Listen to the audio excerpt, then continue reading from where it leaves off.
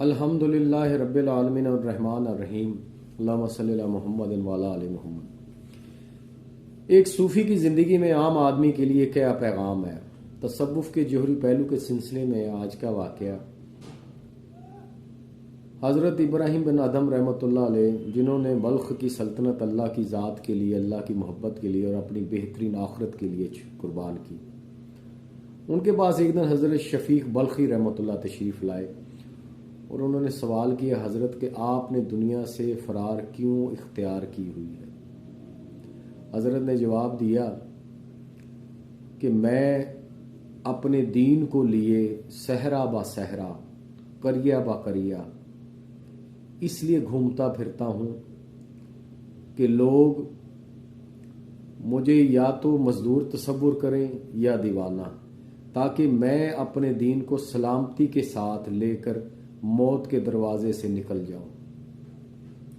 आपका मामूल था कि जंगल से लकड़ियां इकट्ठियां करते, उनको फ़रोख्त करते और उन पैसों से अपने मुरीदैन के लिए जो है खाने का एहतमाम करते और उसके बाद जो पैसे बच जाते वो अल्लाह के रास्ते में खैरात कर देते। और ये मामूल था आपका। और आप फरमाया करते कि अल्लाह की मोहब्बत हकीकी मोहब्बत है, इसके सिवा सब कुछ फरेब है। और आपका मामूल हुआ करता था कि आप जब भी नमाज से फारिग होते तो अपने दोनों हाथ अपने चेहरे पर रख लेते और इस खौफ से रोना शुरू कर देते कि कहीं अल्लाह मेरी नमाज को मेरे मुंह पे ना दे मारे। तो इस वाक़े का जो जोहरी पहलू है, हर वीडियो के आगाज़ में हमेशा मैं ये बात करता हूँ कि एक सूफ़ी की ज़िंदगी में आम आदमी के लिए क्या पैगाम है। तो आप देखें कि इन सूफिया की नमाज, दुनिया से इनका ताल्लुक़ और अपनी ज़ाहिरी ज़िंदगी जिस तरह इन्होंने गुजारी है, वो है एक आम आदमी के लिए मैसेज। और हमें बुजुर्गाने दीन की जो करामतें हैं उनमें पढ़ने की बजाय हमें कोशिश करनी चाहिए कि उनकी जो अमली ज़िंदगी है उसमें से कोई ना कोई गोहर, यानी कोई जोहरी पहलू जो है, जो अमली सूरत में उन्होंने गुजारा अपनी पूरी ज़िंदगी में, उसे हासिल करना चाहिए। और हमें चाहिए कि उनकी ज़िंदगी में से कोई एक ऐसा पहलू, कोई एक ऐसा अमल जो हम भी अपनी ज़ात पे लागू कर सकें, अपनी ज़िंदगी पे लागू कर सकें और अपनी ज़िंदगी को उस अमल के ताबे जो है गुजार सकें।